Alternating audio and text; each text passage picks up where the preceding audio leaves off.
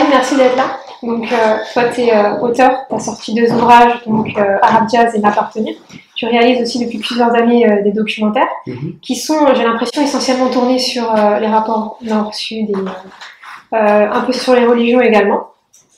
Moi, j'ai vu récemment ton reportage, ton documentaire, pardon, des colonisations que j'ai adoré et j'ai eu très envie de te lire sur un autre terrain que celui du documentaire. Donc, j'ai commencé par Arabe Jazz et c'est un peu au hasard que je l'ai lu en même temps que M'appartenir. En fait, j'ai lu les 2 livres en même temps et je me suis rendu compte que c'était comme porter une paire de lunettes pour lire entre les lignes d'Arabe Jazz. M'appartenir, tu l'avais sorti 4 ans après Arabe Jazz. Est-ce que tu voulais revenir sur ton roman, préciser des choses ou comment est-ce que t'es venu cette envie d'écrire M'appartenir?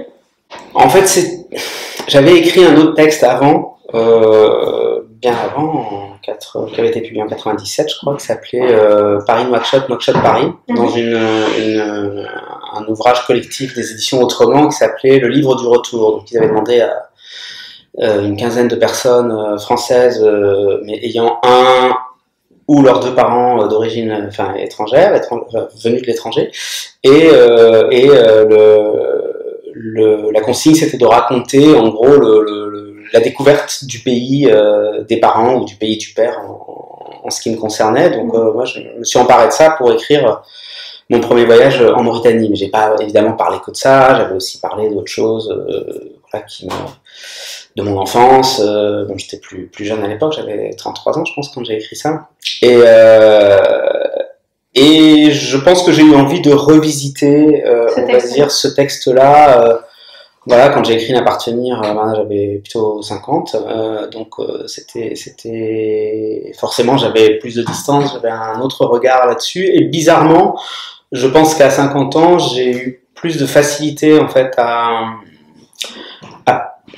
comment dirais-je, à revenir vraiment sur la manière et la violence aussi avec laquelle j'avais ressenti les choses quand j'étais enfant, et voilà, ce qui donne une voix peut-être un peu ce qui donne une voix différente, moins mesurée. En fait, paradoxalement, M'appartenir, que j'ai écrit plus âgé, et moins sage, on va dire, que le premier texte que j'avais écrit autobiographique. On sent vraiment que tu te lâches complètement dans ce texte. Hein. Tu vas sans filtre, c'est un peu un exutoire. Oui, c'est ça. C'était une sorte de transe dans l'écriture, on va dire. Et je pense pas que j'aurais pu écrire ça avant d'avoir écrit Arabe Jazz, c'est-à-dire avant d'avoir inventé une histoire fictionnelle. Pourtant, on le perçoit comme la jeunesse d'Arabe Jazz. Moi, je pensais que ça avait été écrit avant et que tu t'étais basé là-dessus. Ouais. Non, parce qu'en fait, je raconte quand même aussi dans M'appartenir comment est né Ahmed, le personnage principal, le protagoniste d'Arabe Jazz. Donc forcément, je l'avais écrit après, mais effectivement, ça donne une sorte de clé. C'est comme si, après avoir écrit Arabe Jazz, j'avais compris d'une certaine manière pourquoi je l'avais écrit. Pourquoi tu l'avais écrit? Tu as fait une sorte de thérapie avec Arabe Jazz. Oui, il y a un côté... C'est-à-dire que la fiction permet d'aller assez loin. C'est un exercice d'écriture, comme on invente des personnages, même s'ils nous ressemblent, même si, comme je l'ai écrit dans M'appartenir, Ahmed est un double fictionnel de moi-même, mais quand même très différent, parce que il vit de l'allocation adulte handicapé, par exemple, ce qui n'est pas mon cas. D'ailleurs, Ahmed, c'est le nom de ton arrière-grand-père, je crois. C'est le nom, oui, après on a tous des Ahmed dans la famille. Mais effectivement, en fait, il s'appelait en réalité, mon grand-père s'appelait Ahmed Miske, c'est-à-dire c'est un nom composé. D'accord. Et en fait, comme en Mauritanie, il n'y a pas de nom de famille, comme dans plein de colonies françaises ou des autres pays européens, c'est les Européens qui ont amené ça. Et donc on s'appelait un tel, fils de un tel, fils de un tel, fils de un tel, et du coup il suffisait de remonter sur 3 générations, les gens savaient tout de suite à quelle tribu on appartenait, etc. Donc mon père en fait s'appelait Ahmed Baba ou d'Ahmed Miske. D'accord. Et du coup, comme c'était trop long, il a fini par c'est lui qui a inventé le nom de famille Miske. En fait, on n'avait pas de nom de famille, donc il a fait. Ok, donc il a synthétisé Ahmed Miske. Voilà, mais lui aussi, il s'appelle Ahmed, mon père, puisque c'est Ahmed Baba, c'est aussi un prénom composé. D'accord, donc ton père s'appelle Ahmed aussi. Voilà. Ouais. Tout le monde s'appelait pas Ahmed, parce que mon Ahmed Baba ou Ahmed Miske ou Dalil Atir, comme mon arrière-grand-père, lui, s'appelait Atir. Bon, voilà. La généalogie. Oui, normalement, on devrait le connaître jusqu'à 13 générations, c'est-à-dire jusqu'au fondateur. En Mauritanie, tu l'as dit? Dans ma famille, en tout cas, c'est-à-dire qu'on peut remonter à 13 générations. Ça c'est génial, moi je suis incapable de le faire dans ma famille. Et moi, j'ai jamais réussi à l'apprendre par cœur, je suis un peu le... Voilà, T'as retenu l'essentiel. J'ai retenu, ouais, ce qui était assez proche, mais après, bon, j'ai pas grandi dans cet univers-là, donc du coup. Ouais, parce que t'as grandi en France. J'ai grandi en France, mes parents étaient séparés, j'ai grandi avec ma mère et la famille de ma mère, qui était une famille française, blanche, tradie, oui, enfin tradie de son temps, quoi, plutôt très largement déchristianisée, on va dire, mais bon, ce qui était assez aussi logique pour les, voilà, ma grand-mère était une institutrice laïque républicaine et agnostique. C'est une famille un peu détonnante. Bon, comme plein de familles, toutes les familles sont dysfonctionnelles. Enfin, je veux dire, si on cherche dans toute famille, on va trouver des secrets, des tares. C'est le principe d'une famille. L'essentiel, c'est de s'en rendre compte aussi, de voir ce qui va pas.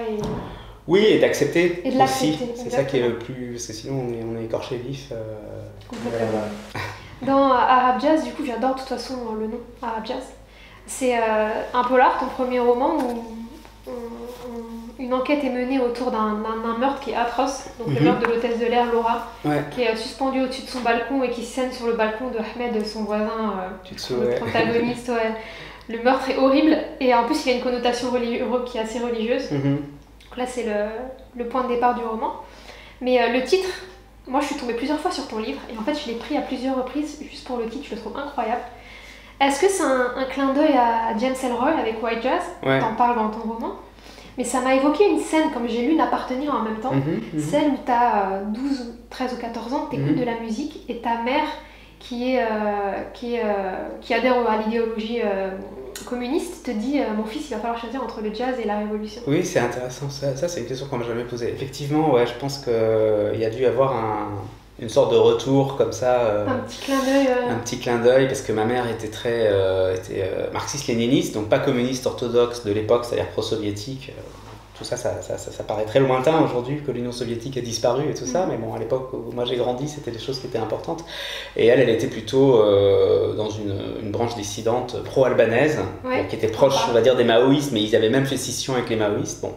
Donc voilà, c'est des gens qui se définissaient plutôt comme marxistes-léninistes. Voilà. Et donc, oui, elle croyait, elle pensait qu'une révolution mondiale était nécessaire, etc.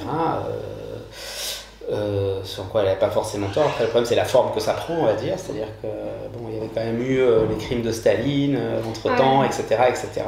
Bon, la Chine, le grand bond en avant. L'Albanie, qui était un peu son pays de référence, c'était quand même un pays complètement totalitaire.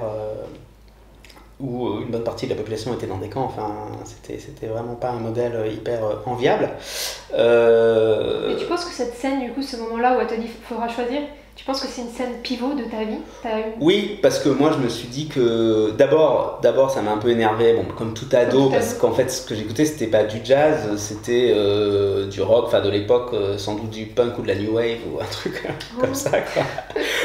Donc je me disais, bon, elle est vraiment. C'était du reggae, non? Tu mentionnes? Peut-être que c'était du reggae, ouais, mais c'était dans une émission de rock qui s'appelait Feedback, une émission à l'époque d'un mec qui s'appelait Bernard Lenoir, voilà. Et donc déjà je me disais, bon, elle est vraiment à la ramasse pour considérer que c'est. Pour appeler ça du jazz, quoi.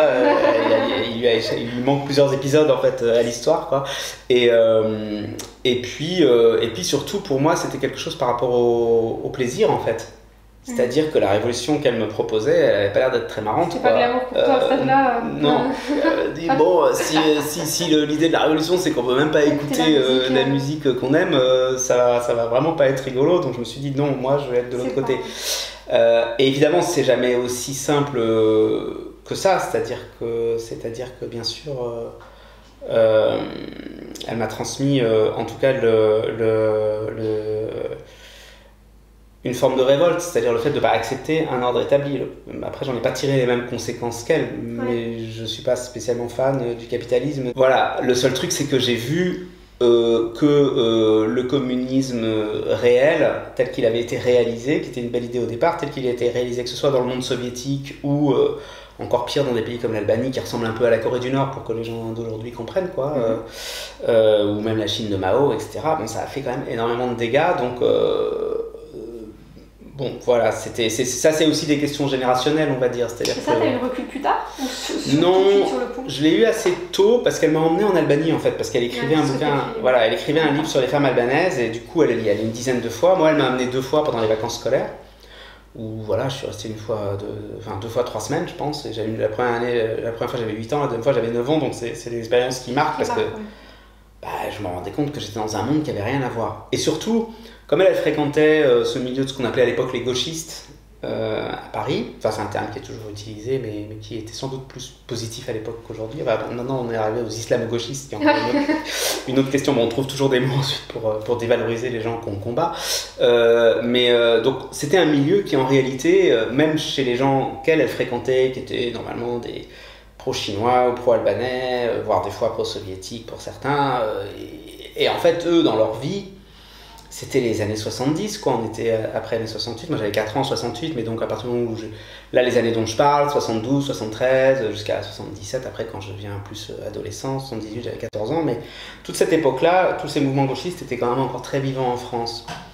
Et moi, ce que je voyais, c'est que dans leur vie, ces gens-là étaient plutôt libertaires, voire même libertins. Ils pouvaient avoir des histoires assez compliqué, voilà, une telle avait un amant, l'autre avait plusieurs maîtresses. Je pense que ça t'a inspiré pour certaines scènes d'Arabia, je vais pas spoiler, mais ce côté assez libertaire, non?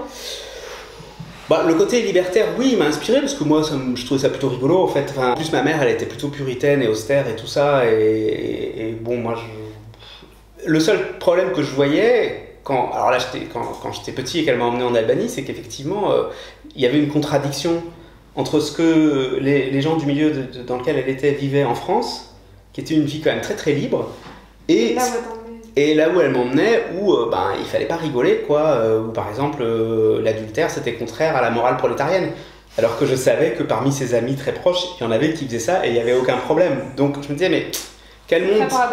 C'était, voilà, je ne dis pas qu'à 8 ans ou 9 ans j'ai eu vraiment une espèce j'ai vu tout ça avec autant de clarté que je le raconte aujourd'hui, là ce serait réécrire l'histoire, mais en tout cas ça m'a marqué et j'ai senti qu'il y avait un truc bizarre qui allait pas.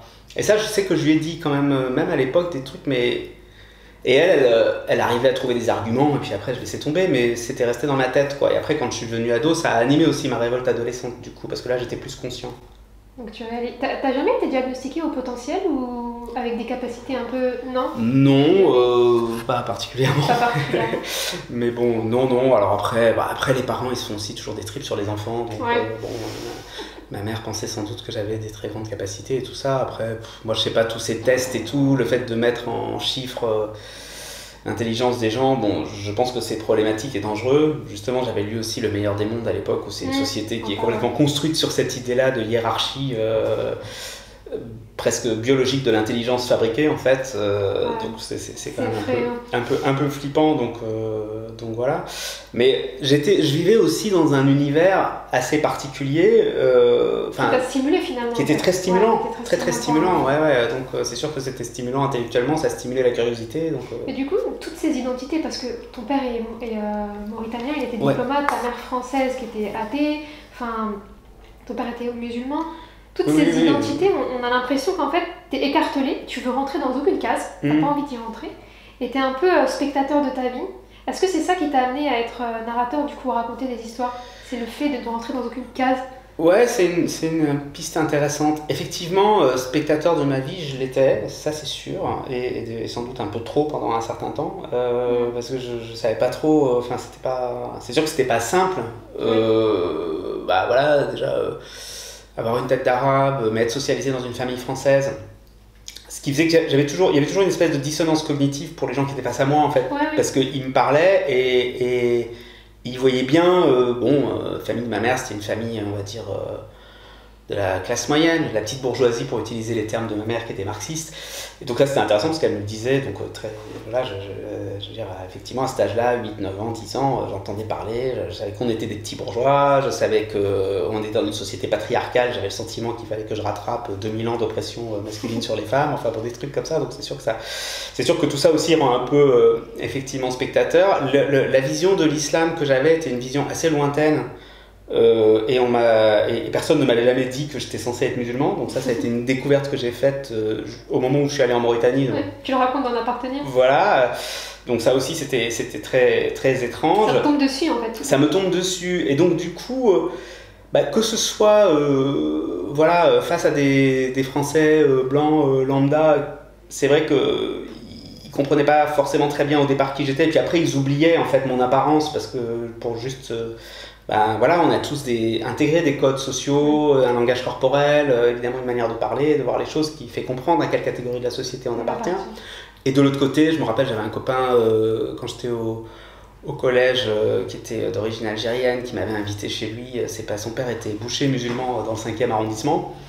Et là, pareil, je sentais qu'il y avait un sentiment d'étrangeté dans les deux sens. Ouais, c'est ça. Parce que moi, tu te sentais nulle part. Je me sentais sans doute nulle part. Mais pendant longtemps, j'ai pas fait d'effort dans ce sens-là. Mais disons que j'ai fait comme si... C'est compliqué à expliquer, hein, mais j'ai fait comme si le côté... on va dire arabe ou musulman ne me concernait pas vraiment. Donc t'as vraiment ce côté détaché en fait. Voilà. Tu arrives à te détacher de certaines choses et... J'avais pas trop le choix parce que sinon je savais pas comment être et comment fonctionner, et surtout que j'avais pas grandi dedans, j'étais pas socialisé dans cette culture ou dans cette religion. Je l'étais de manière politique parce que je savais qu'on était avec les peuples en lutte, que voilà, donc on était, j'ai grandi dans une mythologie par exemple du FLN, de la guerre d'Algérie et tout ça, c'était très présent chez moi, donc ça faisait partie des références importantes, mais c'était une référence politique. C'était pas une référence culturelle ou religieuse, donc il y avait toujours une déconnexion, il manquait toujours une partie du truc. Bon, et en plus la Mauritanie c'est un pays particulier parce que c'est un pays africain en fait, même si les Maures sont un peuple arabo-musulman, avec une espèce de truc complètement paradoxal, parce qu'en français on les appelle les Maures, donc M-A-U-R-E. Hein. Et moi quand j'étais petit, en plus j'entendais parler des Maures et je pensais M-O-R-T, parce que on m'avait jamais expliqué en fait. Donc j'étais là, pourquoi on parle de tous ces morts, et en même temps je sentais bien qu'il y avait des gens vivants là-dedans, donc c'était un peu... C'était le flou. C'était, bah oui, ça pouvait être un peu flippant, genre Poltergeist, la nuit des morts vivants, je savais pas trop ce que... Bon, enfin, en tout cas, je sais pas, dans ma tête d'enfant, comment tout ça résonnait. Mais alors, ce qui est drôle, c'est qu'en arabe, en fait, eux-mêmes s'appellent El-Beidan, c'est-à-dire les blancs.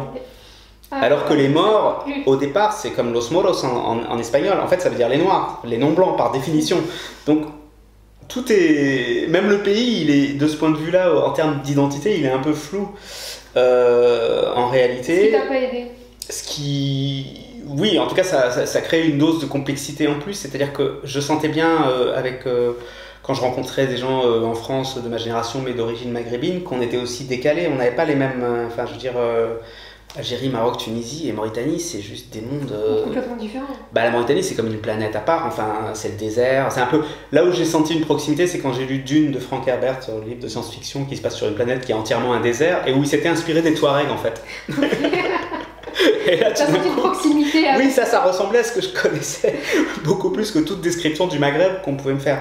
Du coup, moi, quand je suis allé en Mauritanie, quand j'ai commencé à y aller quand j'avais 15 ans, c'est vrai que je me suis senti plus proche du côté africain, finalement, qui me paraissait plus accessible, où aussi la présence de la religion était un peu moins lourde, en tout cas pour moi, vu de l'extérieur. C'est des peuples aussi... Les Peuls, les Soninké, les Wolofs sont aussi des peuples très très musulmans, hein, mais en tout cas c'était pas forcément ça qui était mis le plus en avant, contrairement à la famille de mon père qui pour le coup était une famille de marabouts, donc très religieuse. Voilà, mais c'est vrai que rien ne collait jamais, on va dire, dans cette histoire. Rien s'emboîtait. Ouais. Et tu parles d'en appartenir, t'as la sensation d'avoir côtoyé le crime avec, entre guillemets, hein, avec ce que ta mère t'a fait découvrir en Albanie. Ouais.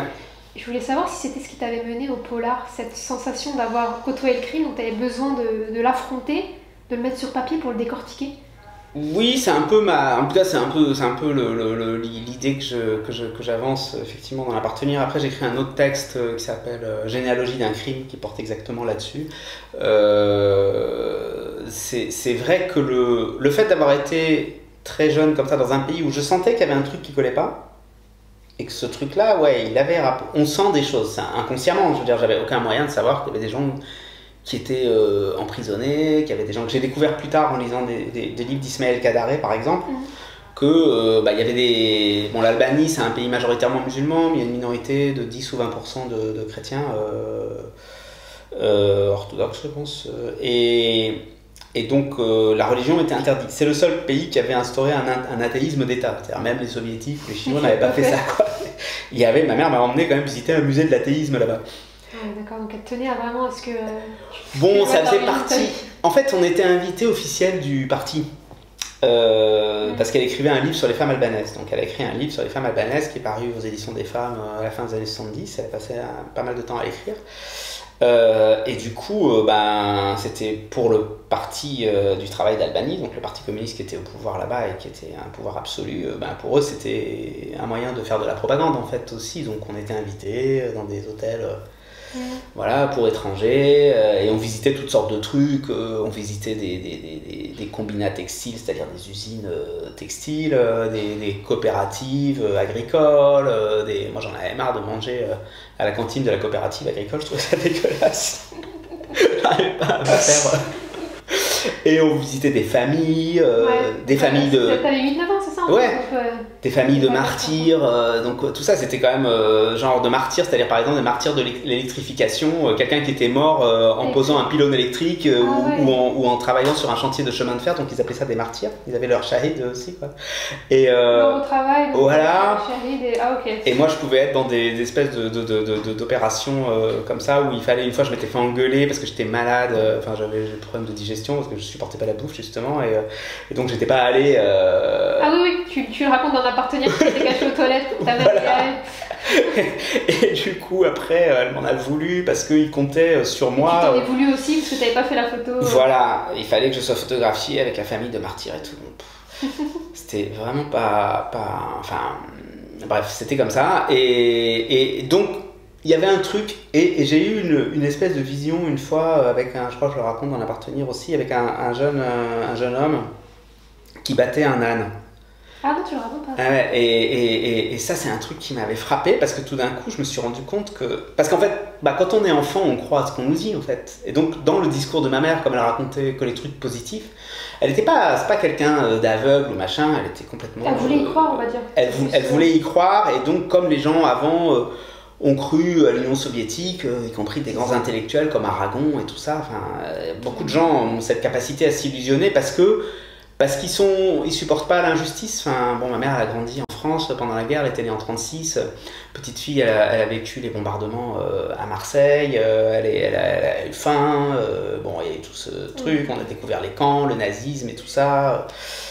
Elle était, elle avait été harcelée, comme on dit aujourd'hui à l'école, par des garçons plus grands et violents. Enfin, il y avait un truc où elle avait un passif quand même qui était assez lourd et elle était vraiment presque physiquement contre l'injustice. Le problème, c'est que du coup, ça l'a fait aller loin à soutenir une idéologie qui malheureusement en fabriquait d'autres en fait. Et moi, ce que je voyais, c'était la déconnexion, on va dire, la contradiction entre ce qu'elle me racontait et ce que je voyais. Et ce que je voyais, c'est que tout d'un coup, on traversait un village. Donc nous, il n'y a pas de voiture en Albanie, sauf des voitures officielles, quoi. Donc nous, on était dans une voiture d'officiel, hérité du parti et tout. On traversait un village avec des enfants qui étaient sales, avec... Tu voyais l'atrocité des choses. Là, c'était juste la pauvreté, on va dire, mais une vraie pauvreté. Et du coup, je me disais, donc en fait, il y a un problème. Nous, on voit des gens qui quand même... souffrent, alors que d'autre côté il y en a qui vivent bien, ça veut dire qu'ils n'ont pas réglé le problème de l'inégalité. Bon après, toute chose égale par ailleurs, effectivement, même l'élite qu'on visitait, c'était rien par rapport à des grands bourgeois en France, mais quand même, il y avait ce truc là. Et puis un jour j'ai vu, je sais plus où c'était, mais un adolescent, genre, il doit avoir 14 ans, un truc comme ça, qui battait un âne, quoi, et c'était pas juste pour le faire avancer, quoi, on sentait qu'il y prenait du plaisir. Et je pense que ça c'est un truc qui m'a troublé, et je me suis dit, tiens, je sais pas, je me suis rien dit à l'époque, mais ça m'a... Il y avait quelque chose qui fonctionnait pas, quoi. C'était pas... Tu racontes un truc de similaire avec une scène où c'est un chat? Oui, non. Ça c'est dans un rap jazz. Dans un rap jazz, oui. Ouais, exactement. Pas lire les deux en même temps, sinon je mélange. Dans un rap jazz où effectivement Jean est hanté par des souvenirs comme ça lui-même qu'il a eu d'épisodes de violence comme ça. De son enfance. Voilà. Et c'est marrant parce qu'après j'ai découvert que c'est comme ça que c'est ce qui a déclenché la folie de Nietzsche. Il a vu un cheval se faire battre. À Turin. Oui, c'est vrai. Et c'est là qu'il est devenu fou et qu'il est jamais revenu, quoi. Voilà, donc c'est... Mais après, voilà, donc je ne savais pas évidemment du tout ce qui se passait en Albanie à l'époque, puisque personne ne me le disait, j'ai découvert plus tard. Mais j'ai l'impression que quand j'ai découvert plus tard... T'as eu des flashs? Ouais, ça m'a expliqué des choses que j'avais vues, ressenties, qui étaient bizarres. On perçoit plein de choses quand on est enfant, on est une éponge en fait. Donc je pense que cette question du crime... J'étais dans un pays où le crime en fait était partout. Et on te disait que c'était bien. Et on me disait que c'était bien. Et je pense que, et c'est pour ça que ce que je dis dans l'appartenir, c'est que je me suis mis à lire des polars quand j'avais 13 ans, et que tout d'un coup, j'ai compris quelque chose. Je me suis dit, ah non, en fait, c'est ça la réalité. La réalité, c'est que. C'est pas ce qu'on m'a raconté, c'est voilà, ça. la réalité, c'est que les gens sont tarés, qu'ils ont des pulsions hyper violentes, et que c'est ça qui mène le monde. Et d'ailleurs, dans Arab Jazz, le crime qui est mis en scène, il est très violent parce que cette jeune femme, elle se fait tuer, mais par ses parties intimes. On touche en fait à son utérus, à sa matrice. Est-ce que ce que tu voulais faire passer, c'est que finalement, le crime fait partie vraiment intégrante de l'être humain et qu'il faut juste arriver à l'accepter et à essayer de le dominer, à vivre avec, mais l'accepter? Oui, alors j'avais pas pensé, mais bon, c'est sûr que quand on écrit des trucs comme ça, c'est ça qui est intéressant, c'est pour ça que c'est bien qu'il y ait après des gens comme toi qui en parlent, c'est qu'on sait pas ce qu'on écrit en fait quand on le fait, parce que sinon on l'écrirait pas. Parce que pour écrire effectivement un meurtre comme ça, horrible, où une femme se fait poignarder à cet endroit-là, c'est que, enfin, on joue avec des choses. Qui sont... Mais c'est significatif, l'endroit où elle a oui, bien sûr, oui. Et effectivement, bah oui, c'est l'origine du monde, pour reprendre le titre du tableau de Courbet, donc ça a quelque chose de terrible, enfin en dehors de l'horreur que c'est en soi. Je veux dire, effectivement, symboliquement, ça véhicule beaucoup de choses. Après, bon, je sais pas si... C'est pas à moi, de toute façon, de donner le sens, parce qu'une fois... Interprétation. Non, mais c'est très bien, j'adore quand les gens font des interprétations, parce que justement, quand on écrit, bah c'est fini, c'est plus à moi, en fait, ce livre, il m'appartient plus, il a sa propre existence, et chaque personne qui le lit, en plus, lit un autre livre, en fait. Et en plus, il m'a habité après, parce que c'est tellement horrible que... T'as l'impression que c'est tellement réel, tellement palpable que ça t'habite. C'est pour ça que je lis généralement pas beaucoup de polars. Oui, je comprends. Je comprends. Et il y a une autre chose aussi que j'ai remarqué chez toi, c'est que tu es très habité aussi par les rapports de domination. Et ça, tu le dis dans Appartenir, je crois que tu l'as réalisé quand t'étais petite, t'allais à la piscine, et que t'as un groupe de garçons qui se met à dire il y a des nanas, faut qu'on les attaque. Et en fait, t'as l'impression que l'être humain a besoin d'un autre pour se placer en position de domination. Ça m'a fait penser aussi à un ouvrage de Emmanuel Todd, je sais pas si tu connais, Guerre d'Algérie, le sexe. J'ai pas lu, mais je vois. Et du coup, c'est la thèse qui raconte dans ce livre, du coup, qui dit que les Français ont féminisé, entre guillemets, les Algériens pour se positionner en tant qu'être supérieur. Je voulais savoir si c'était une idée que tu avais aussi.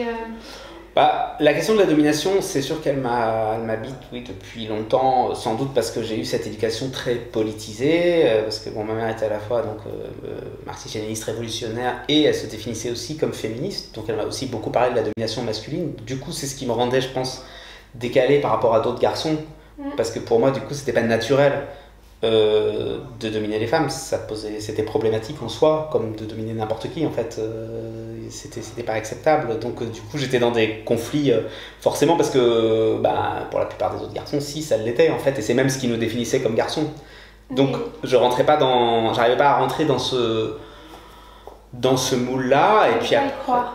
Non, j'arrivais pas à y croire. Et ta maîtresse se disait les femmes, les enfants, les filles sont plus faibles, et toi tu lui disais non, je n'y crois pas. T'avais cette maturité là. Oui, parce que ça avait pas de sens, quoi. Mais après, il y a des raisons, enfin, juste parce que j'étais en rapport avec le réel aussi, quoi. C'est-à-dire que par exemple, ça m'est arrivé en CP. Donc en CP, il se trouve, en fait, juste l'année du CP, j'étais dans une école privée qui était mixte, et après, j'ai fait tout le reste de ma scolarité dans le public. Et c'était pas mixte à l'époque. Je suis en 64, et en fait, la mixité, elle arrive en 74. Donc quand moi, je suis rentré en 6e, mon école primaire est devenue mixte, et après quand je suis rentré en 5e, la 6e était mixte, donc ça m'a suivi comme ça. Mais du coup c'est pour ça aussi que d'où cette scène à la piscine, parce que j'étais en primaire et les garçons qui veulent attaquer les filles, parce que la classe était pas mixte en fait, et donc on se retrouvait à la piscine juste après une classe d'une école de filles en fait, donc voilà.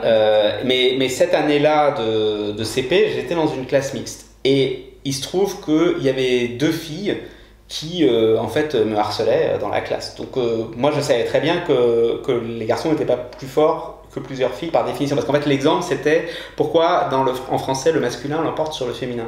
Et donc dans notre livre de classe, il y avait une image qui était dingue en fait, avec un garçon, c'était le jeu de la corde, donc il y a des concurrents de chaque côté qui tirent une corde, et ceux qui gagnent font tomber les autres, quoi. Et donc il y avait un garçon qui était d'un côté tout seul et de l'autre côté il y avait un groupe de 4 ou 5 filles. Et ils les renversent tous. Et ils les renversaient toutes, en plus c'était vraiment un peu limite parce qu'elles avaient des jupes courtes et tout. Enfin bon, on sentait que l'illustrateur s'était fait plaisir en faisant cette illustration. Et moi je voyais le truc et en fait je savais qu'à la récré il y avait les 2 filles qui m'avaient pris comme ennemies et qui pour souffre-douleur quoi, et qui allaient de nouveau m'embêter à la récré. Donc je savais que c'était faux. T'es confronté au réel, Donc j'ai dit à la maîtresse, bah non, c'est pas vrai quoi. Cette maturité de Bah c'était juste la réalité, donc ça collait pas en fait. Je pense que c'est peut-être pour ça après que j'ai aussi voulu faire des documentaires et tout, parce qu'il y a un rapport au réel qui pour moi était important. En fait, mais aussi parce que ma mère me racontait des trucs faux sur un pays qui était pas aussi merveilleux qu'elle le disait. Enfin, il y avait plein de choses qui... Tu voulais réécrire l'histoire en le nuançant? Ouais, je voulais faire un récit qui soit vraiment ancré dans le réel en fait. Ça t'a mené à Décolonisation du coup, que tu as écrit avec Marc Boll et Pierre Singaravello. Ouais. Comment vous en êtes venu à écrire ce documentaire? Alors, on a fait d'abord le film, donc une série de 3 fois 52 minutes pour Arte. Donc avec Marc et Pierre et puis Pierre qui est donc historien du coup a parlé de ce qu'on faisait aux éditions du Seuil.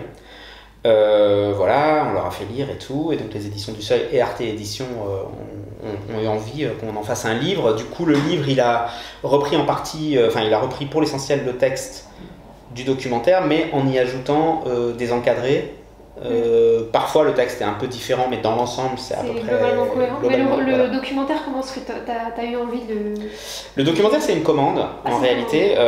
Ça fait longtemps là que je travaille essentiellement sur des œuvres de commande, surtout sur ces séries historiques. Parce que j'ai fait Musulmans de France, après j'avais fait, donc ça c'était pour France Télévisions, après pour Arte j'ai fait Juifs et musulmans si loin si proches. Donc Musulmans de France c'était déjà une série de 3 fois 52 minutes, Juifs et musulmans c'était une série de 4 fois 52 minutes pour Arte.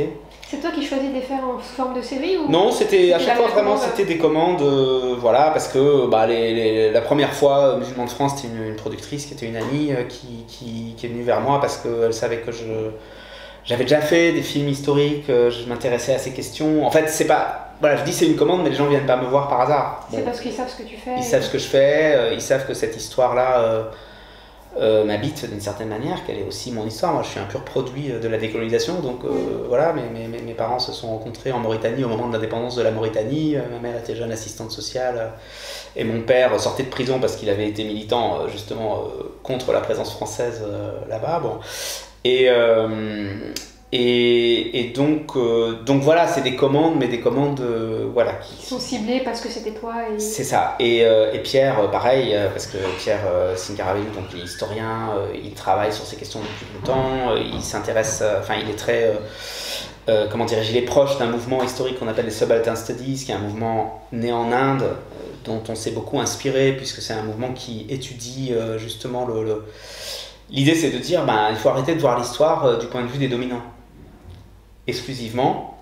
C'est presque aller un peu plus loin que ce qu'a déjà fait l'histoire la vision historique de l'école des Annales avec Brodel, Duby, etc. à l'époque, qui déjà donnait une histoire plus collective. Mais là, c'est vraiment explicitement le fait de dire non, il faut faire l'histoire aussi des dominés. Parce que les dominés ont aussi leur agency, on dirait en anglais, quoi. Ils ont aussi, non seulement ils agissent, mais ils ont leurs objectifs. Enfin, c'est une vision aussi un peu... Ils ont été actifs, en fait, parce qu'ils se sont décolonisés. Ils n'ont pas été passifs, ils n'ont pas subi. Oui, et donc c'est une vision aussi qui s'inscrit dans la lignée de la vision marxiste.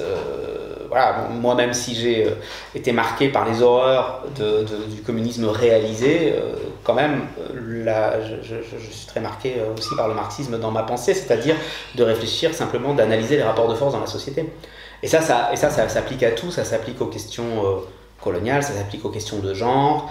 Et donc c'est pour ça, avec les Subaltern Studies qu'a amené Pierre, c'était intéressant parce que, et Marc Boll, on avait travaillé ensemble déjà sur Juifs et musulmans.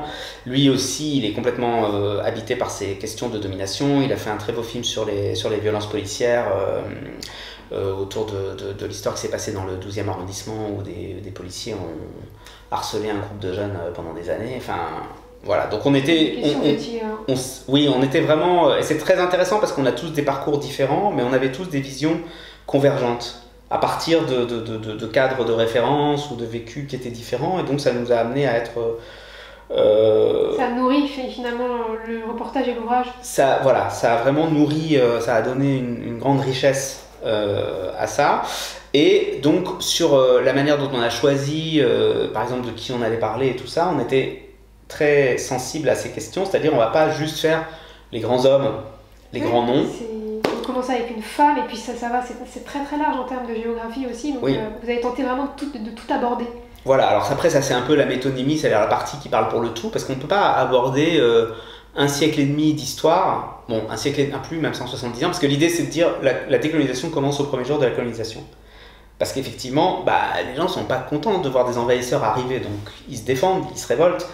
Et puis les autres, ils ont des mitrailleuses qui tirent 500 balles par minute, donc c'est sûr qu'au bout d'un moment, la révolte, elle s'éteint. Ça ne veut pas dire que dans leur tête, ils acceptent la soumission. Parce qu'en fait, on n'accepte jamais la soumission. Même dans les conditions les pires, quand on voit, par exemple, les esclaves sur le continent américain, il y a toujours eu des révoltes. Dans le monde arabe, on en parle trop peu. Même le califat abbasside, par exemple, de quoi il est né, ça j'avais vu ça en faisant juif et musulman, il est né d'une révolte, mais d'une révolte où le gros des troupes, c'est les esclaves. C'est les esclaves, c'est les Perses, c'est tous les groupes qui sont minorés, on va dire, par les Omeyyades, qui eux, en fait, sont restés dans le truc des Qurayshites, de la tribu du prophète, et disent non, c'est nous, les Arabes et les musulmans, et les autres, vous démerdez, quoi. Et donc, ça va pas marcher, forcément. Ça marche jamais, en fait. La domination n'est jamais éternelle. Mais c'est vrai que pour comprendre sur la durée ces logiques-là, il faut être capable de s'intéresser à différents types de personnalités, à différents niveaux de la société, de comprendre en fait qui sont les acteurs. Donc quand on parle de quelqu'un comme Lamine Senghor, qui est un colonisé sénégalais, au départ analphabète, qui est mobilisé pour la Première Guerre mondiale et qui va devenir, qui va lui-même se former grâce aux communistes ensuite en France, il va rester en France, et qui va devenir finalement une figure de proue, malheureusement éphémère parce qu'il meurt très jeune, du mouvement anti-impérialiste mondial. Voilà, on voit que du moment qu'une personne n'est pas soumise, tout devient possible. Tout devient possible. Alors souvent ça va être tragique et cette personne va perdre la vie dans le combat. Mais l'idéologie, l'idée, l'envie, elle reste et il va la transmettre. Voilà. Il ou elle, puisque un tiers de nos personnages sont des femmes, et on aurait aimé en avoir encore plus, mais malheureusement, l'histoire est assez forte pour les effacer. Mais dans la réalité, les femmes ont fait cette histoire exactement au même titre que les hommes. J'ai noté une récurrence dans tes ouvrages, c'est tu mets une playlist aussi à la fin. Ouais. C'est une idée qui est géniale, ça te vient d'où? Parce qu'on sent que la musique, en fait, elle t'a toujours habité. Oui, la musique, elle m'a toujours habité, sans doute aussi avec cette histoire de jazz et de révolution dont on parlait. C'est très éclectique, on passe de Booba à... on passe du rap au jazz, c'est très très éclectique. Et c'est agréable de lire en musique. Je crois que c'est la première fois que je vois ça dans un livre, en tout cas que j'ai lu, je trouve ça génial comme idée. Oui, il y en a quelques autres qui le font, mais c'est vrai que c'est assez rare. Peut-être il y a un bouquin qui s'appelle High Fidelity, comme ça, mais qui lui vraiment est construit autour des morceaux de musique c'est ce qui t'a inspiré de Nick Hornby. Non, pas du tout, parce que je l'ai lu après. Non, après, plein de gens peuvent avoir les mêmes idées. Oui, bien sûr. Mais bon, c'est vrai que c'est pas très fréquent. Je me suis rendu compte à la fin d'Arab Jazz qu'il y avait de la musique dans tous les chapitres, en gros, que c'était tout le temps présent, et que moi j'avais écrit ce livre en musique. C'est très musical, c'est-à-dire que je me fais des playlists quand j'écris et auxquelles je donne souvent le titre de ce que je suis en train d'écrire. Faudrait juste les mettre au début, comme ça on peut nous aussi le lire en musique. Parce qu'on les découvre à chaque fois à la fin et on se dit ah mince, ou alors c'est pour qu'on le relise. Oui, voilà, il faut recommencer. Les playlists sont sur Spotify en général. Celle-là, elle y est, en tout cas, elle est aussi sur YouTube, celle de décolonisation. Et le livre, il est, à l'image du documentaire, il est magnifique. Enfin, les graphismes, ils sont...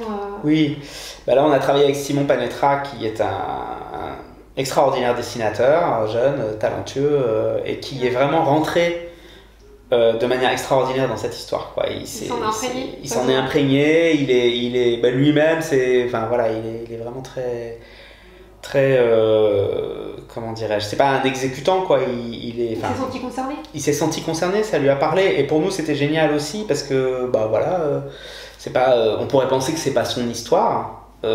Et nous, notre idée, c'était de dire si l'histoire des décolonisations, c'est notre histoire à tous, quels que soient, voilà, quels que soient nos ancêtres, qu'ils aient été du côté des dominants ou des dominés, on est tous marqués. Pensez, enfin, la France est l'héritière de son histoire coloniale, au même titre que de son histoire européenne, que de l'histoire des guerres avec ses voisins, etc.